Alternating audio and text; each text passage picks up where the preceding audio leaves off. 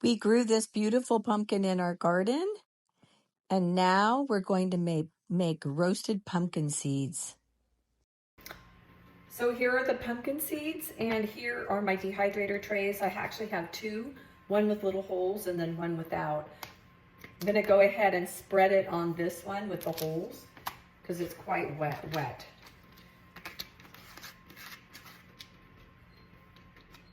Go ahead. Okay, so I'm just gonna kind of try to spread them out so that they're not overlapping. Whoops.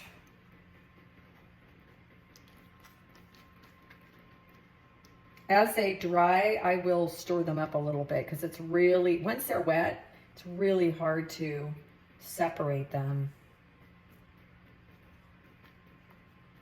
As they get drier, it's going to be much easier. Okay, so I'm going to put this tray in like this. Okay.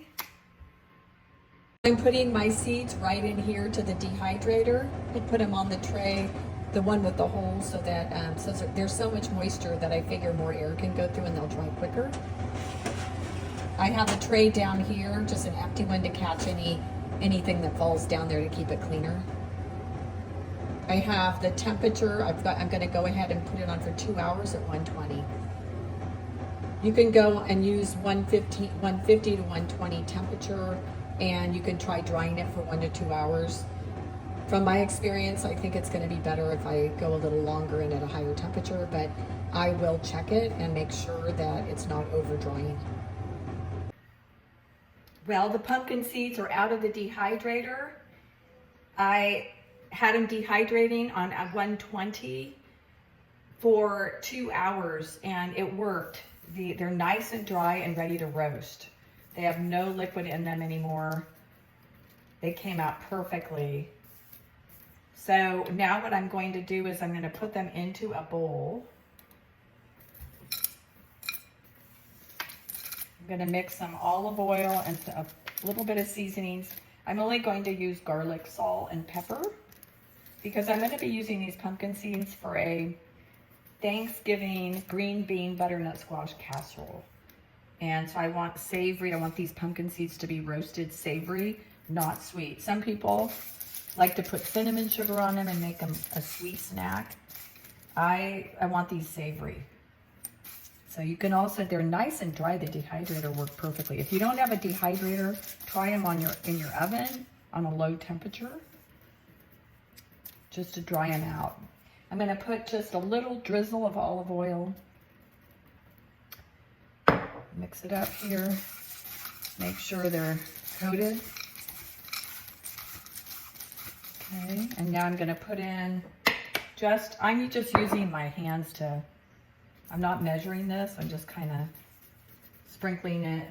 I want it nice and coated with garlic, salt, and some pepper. And I'm going to make sure they're nice and coated.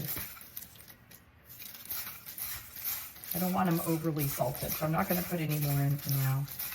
I don't want them to overshadow the green bean butternut squash casserole that I'm making.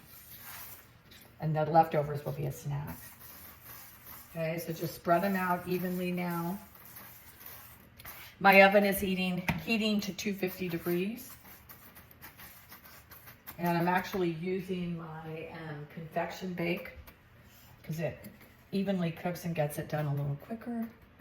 So I'll be roasting this on 250 until crisp and brown. So I'm going to just start off 10 minutes. I'll check them in 10 minutes and see if that's all they need. If they need to go longer, then I'll let you know how long I actually have to cook them for. Well, the pumpkin seeds are out of the oven. I roasted them on 250. I actually kept them in for 20 minutes because I wanted them to get nice and crisp and brown. They did get crisped, not exactly that brown, but they're really, really good.